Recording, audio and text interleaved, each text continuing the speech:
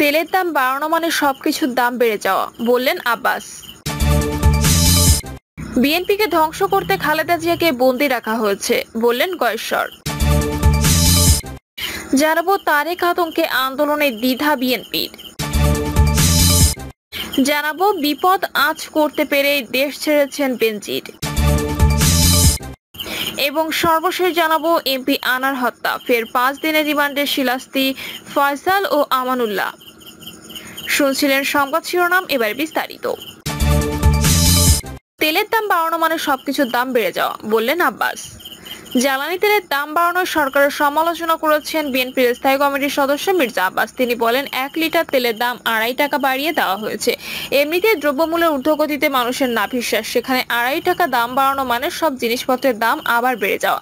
প্রতি জায়গায় এর প্রভাব পড়ে। মির্জা আব্বাস বলেন, আগে শুনতাম বর্গীরা দেশে এসে লুট করে নিয়ে চলে যেত, এখন বর্গীরাই ক্ষমতায় বসে, তারা লুট করে চলে যায় না, সম্পদ বিদেশে পাচার করে। সেই বর্গীরা ক্ষমতায় আছে এখন, যারা ভাবে বিএনপি থাকবে না তাদের মুখে ছাই দিয়ে বিএনপি টিকে আছে বলে মন্তব্য করেন মির্জা আব্বাস। তিনি বলেন, বিএনপি আজীবন টিকে থাকবে, বিএনপি মানুষের মন মগজে থাকবে। বিএনপিকে ধ্বংস করতে খালেদা জিয়াকে বন্দী রাখা হয়েছে, বললেন গয়েশ্বর। বিএনপিকে ধ্বংস করতে খালেদা জিয়াকে প্রায় 7 বছর ধরে সরকার বন্দী করে রেখেছে বলে দাবি করেছেন দলটির স্থায়ী কমিটির সদস্য গয়েশ্বর চন্দ্র রায়। এ প্রসঙ্গে তিনি বলেছেন, সরকারের সেই হীন চেষ্টা ব্যর্থ হয়েছে। তারেক রহমানের নির্দেশে নেতৃত্বে বিএনপি আরো বেশি শক্তিশালী হয়েছে।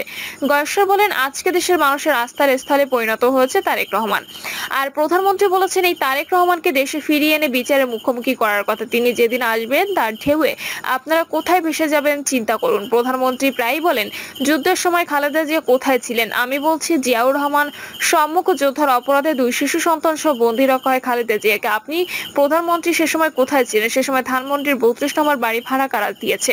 কারা আপনার বাসায় নিরাপত্তা দিত? আপনি যুদ্ধের সময় যখন মেডিকেল চেক আপ করাতেন তখন সে গাড়ির চালকও ছিল পাকিস্তানি আর্মি। আপনি পাকিস্তানিদের টাকায় খাবার খেয়েছেন। যাদের কোনো অবদান নেই তারাই এগুলো বলতে পারে। স্বাধীনতা যুদ্ধ থেকে শুরু করে বহুদলীয় গণতন্ত্র সবই জিয়া পরিবারের অবদান। বিদেশি রেমিট্যান্স ও গার্মেন্টসের উপর ভর করে সরকার রাষ্ট্র চালাচ্ছে উল্লেখ করে তিনি বলেন, এগুলো জিয়াউর রহমানের অবদান। জিয়া শুধু বীর উত্তম নন, উত্তমের উত্তম। জিয়াউর রহমানের সততা নিয়ে কারো কথা বলার সুযোগ নেই। তারেক আতঙ্কে আন্দোলনের দ্বিধা বিএনপির। প্রধানমন্ত্রী শেখ হাসিনা কদিন আগে জানিয়েছেন যে তারেককে দেশে ফিরিয়ে এনে বিচারের মুখোমুখি দাঁড় করানোই এখন তার প্রধান কাজ। প্রধানমন্ত্রীর এই ঘোষণার পর বিএনপির মধ্যে চিন্তার ভাঁজ। বিএনপি নেতারা উদ্বিগ্ন, আতঙ্কিত। শুধু ঢাকায় বিএনপি নেতারাই নয়, লন্ডনে তারেক জিয়ার এই বার্তাকে অত্যন্ত গুরুত্ব সহকারে নিয়েছেন বিএনপির একাধিক দায়িত্বশীল সূত্র বলছে যে তারেক জিয়া লন্ডন থেকে বিএনপির একাধিক নেতার সঙ্গে এই বিষয় নিয়ে কথা বলেছেন। নানা বাস্তবতা প্রধানমন্ত্রীর বক্তব্যকে অত্যন্ত গুরুত্বের সঙ্গে নিচ্ছে বিএনপি। আর এই কারণেই তারা মনে করছে যে এরকম পরিস্থিতি হলে বিএনপির জন্য তা হবে এক কঠিন বার্তা। এমনিতেই বেগম খালেদা জিয়া মুচলেখা দিয়ে ফিরোজে অবস্থান করছেন। এখন তারেক জিয়াকে যদি দেশে ফিরিয়ে এনে শাস্তির আওতায় আনা হয় তাহলে বিএনপির জন্য এক কঠিন পরিস্থিতি তৈরি হবে। আর এই কারণে জোরে সোরে আন্দোলনের ব্যাপারে বিএনপির মধ্যে দ্বিধাদ্বন্দ্ব দেখা দিয়েছে। দায়িত্বশীল একাধিক সূত্রগুলো বলছে যে বিএনপি নেতারা জানান চেষ্টা করছেন কেন প্রধানমন্ত্রী হঠাৎ করে তারেক জিয়ার বিষয়টি বললেন এবং এই বিষয়কে বিএনপি নেতারা কেন গুরুত্ব দেবেন। বিএনপি নেতারাই একাধিক কারণে এটিকে গুরুত্বপূর্ণ মনে করছেন। প্রথমত, বিএনপি নেতারা বলছেন যে প্রধানমন্ত্রী যখন যেটা বলেন সেটা তিনি বাস্তবে করে দেখেন এবং এখানে তিনি সাহসিকতার সাথে কাজ করেন। যেমন কেউ বিশ্বাস করেনি যে বেগম খালেদা জিয়াকে বাড়ি থেকে উচ্ছেদ করা হবে, কিন্তু বাস্তবে সেটাই ঘটেছে। সকলের কাছে অকল্পনীয় ছিল যে বেগম খালেদা জিয়াকে কারাগারে 2 বছরের বেশি সময় আটকে রাখা সম্ভব হবে, কিন্তু সেটাই করে দেখিয়েছেন প্রধানমন্ত্রী শেখ হাসিনা। কাজেই তারেক জিয়াকে লন্ডন থেকে দেশে ফিরিয়ে আনা হবে। প্রধানমন্ত্রী এই ঘোষণা কেবল কথার কথা নয়, তিনি জেনে বুঝে কথাটি বলেছেন বলে মনে করছেন বিএনপির অনেক নেতারা। দ্বিতীয়ত, যুক্তরাজ্যের পরিবর্তিত রাজনৈতিক পরিস্থিতি একটি অন্যতম বিষয়। যুক্তরাজ্যে আগামী 4 জুলাই নির্বাচন অনুষ্ঠিত হতে যাচ্ছে এবং এই নির্বাচনে কনজারভেটিভ পার্টির পরাজয়ের সময়ের ব্যাপার বলে মনে করা হচ্ছে। যদি শেষ পর্যন্ত এই নির্বাচনে কনজারভেটিভ পার্টি পরাজিত হয় এবং লেবার পার্টি যদি ক্ষমতায় আসে তাহলে তারেক জিয়াকে দেশে ফিরিয়ে আনার পথ সহজ হবে। কারণ ইতোমধ্যে সরকারের পক্ষ থেকে যুক্তরাজ্যে আবেদন করা হয়েছে যে তারেক জিয়াকে যেন দেশে ফিরিয়ে দেওয়া হয়।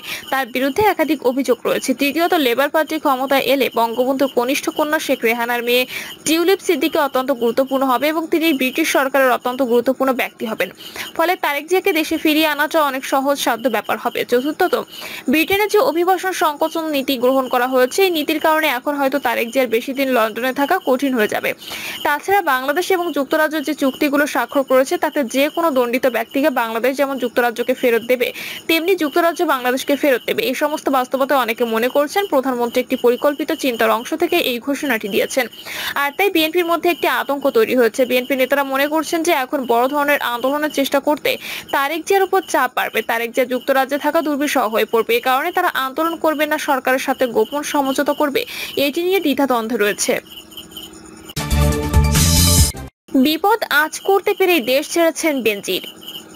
একাধিক দায়িত্বশীল সূত্র নিশ্চিত করেছে যে গত 12ই মে সাবেক পুলিশ প্রধান বেনজির আহমেদ দেশ ত্যাগ করেছেন। যদিও পুলিশের একাধিক সূত্র বলছে বেনজির আহমেদ ঢাকাতেই আছেন, আত্মগোপনে আছেন, তিনি তার গুলশানের বাড়িতে নেই, অন্য কোথাও আছেন। কিন্তু এই তথ্যের পিছনে কোনো যুক্তি খুঁজে পাওয়া যাচ্ছে না। একাধিক কারণে বেনজির আহমেদের দেশ ত্যাগের গুঞ্জন ক্রমশ শক্ত ভিত্তি পাচ্ছে। এর মধ্যে সবচেয়ে বড় কারণ হলো যে বেনজির আহমেদ যদি দেশে থাকতেন তাহলে নিশ্চিতভাবে তিনি যোগাযোগ করতেন, তার ঘনিষ্ঠ ব্যক্তিদের কাছে সাক্ষাৎকার দিতেন, আইনজীবীদের সাথে কথা বলতেন, আত্মপক্ষ সমর্থনের চেষ্টা করতেন। কিন্তু এসব কিছু তিনি করেননি এখনো পর্যন্ত। এমনকি তার একান্ত ঘনিষ্ঠরা পর্যন্ত তার সঙ্গে যোগাযোগ করেনি, এটি নিশ্চিত করেছেন একাধিক গোয়েন্দা সংস্থা। এর অর্থ হলো তিনি দেশে নেই। একটি দায়িত্বশীল সূত্র নিশ্চিত করেছেন যে বেনজির আহমেদ সম্ভবত দুবাই আছে। এই সংবাদের ভিত্তিতে গত 29 মে বেনজির আহমেদ কি দেশ ছেড়েছেন এই সংক্রান্ত একটি প্রতিবেদন প্রকাশ করেছিল। সেই প্রতিবেদনের সূত্র ধরে আরো খোঁজ নিয়ে এখন মোটামুটি নিশ্চিত হওয়া গেছে যে বেনজির আহমেদ তার স্ত্রী জিসান এবং এক কন্যা দুবাইতে অবস্থান করছেন, আরেকজন কন্যা যুক্তরাজ্যে অবস্থান করছেন। এ সম্পর্কে নিশ্চিত তথ্য পাওয়া গেছে। আর তৃতীয় কোনো দুবাইতে অথবা যুক্তরাজ্যে আছে বলে একাধিক সূত্র নিশ্চিত করেছেন। সংশ্লিষ্ট সূত্রগুলো বলছে যখন বেনজির আহমেদের বিরুদ্ধে হাইকোর্টে তদন্তের জন্য দুর্নীতি দমন কমিশনকে নির্দেশ দেয় সেই সময় বেনজির আহমেদ সরকারের উচ্চ পর্যায়ে যোগাযোগ করার চেষ্টা করেছিলেন। একাধিক গুরুত্বপূর্ণ ব্যক্তির সঙ্গে তিনি যোগাযোগ করে ব্যর্থ হন, কেউ তার সঙ্গে যোগাযোগ করেনি। এরপর বেনজির আহমেদ অন্তত দুজন সরকারের প্রভাবশালী ব্যক্তি বাড়িতেও গিয়েছিলেন বলে নিশ্চিত খবর পাওয়া গেছে। 9 মে এবং 10 মে 2 দিন তিনি আওয়ামী লীগ সরকারের একজন প্রভাবশালী নেতা এবং প্রধানমন্ত্রীর উপদেষ্টার বাসভবনে গিয়ে ফেরত আসেন। এছাড়াও তিনি সরকারের উচ্চ মহলে টেলিফোন করেছিলেন, যোগাযোগের চেষ্টা করেছিলেন, কিন্তু কেউই তাকে গুরুত্ব দেয়নি, তার প্রতি সহানুভূতি দেখায়নি, বরং সবাই তাকে এড়িয়ে যাওয়ার চেষ্টা করছে। একরকম বাস্তবতায় 12 মে এমিরেটস এয়ার ফ্লাইটে তিনি দুবাইয়ে গেছেন বলে একাধিক সূত্র নিশ্চিত করেছেন। এখন তিনি দুবাইয়ে অবস্থান করছেন। দুবাইয়ের বেনজির আহমেদের বিপুল পরিমাণ সম্পত্তি আছে। এখনো পর্যন্ত বিভিন্ন সূত্র থেকে যে তথ্য পাওয়া গেছে তাতে বেনজির আহমেদের অন্তত 4টি অ্যাপার্টমেন্ট দুবাইয়ে রয়েছে। এছাড়া কিছু শপিং মল এবং অন্যান্য ব্যবসা রয়েছে। বেনজির আহমেদের বড় মেয়ের স্বামী দুবাইতে ব্যবসা করেন এবং তিনি গত 5 মাস ধরে স্থায়ীভাবে দুবাইতে বসবাস করছেন বলে জানা গেছে। বেনজির আহমেদ চাকরি থেকে অবসরের পর একটি সাধারণ পাসপোর্ট গ্রহণ করেন এবং সেই পাসপোর্টে তিনি দুবাইয়ের বিশেষ ক্যাটাগরির 5 বছরের ভিসাও রেখেছিলেন। চলতি বছর নির্বাচনের পরপর তিনি একবার দুবাই গিয়েছিলেন এবং সেই সময় তিনি সেখানে মাসাধিক কাল অপেক্ষা করছেন। তবে সংশ্লিষ্ট সূত্রগুলো বলছেন যে বেনজির আহমেদ দুবাই গেছেন না বাংলাদেশে আছেন তা বোঝা যাবে আগামী 6 জুন। ওই দিন যদি তিনি সশরীরে দুর্নীতি দমন কমিশন হাজির হন তাহলে সব গুঞ্জনের অবসান ঘটবে। আর ওই দিন যদি তিনি আইনজীবীকে পাঠান তাহলে বুঝতে হবে যে বেনজির আহমেদ আর দেশে নেই। প্রিয় দর্শক, এই ছিল এখনকার সর্বশেষ সংবাদ। আপডেট সব সংবাদ পেতে চ্যানেলটি সাবস্ক্রাইব করে বেল আইকনটি ক্লিক করে রাখুন।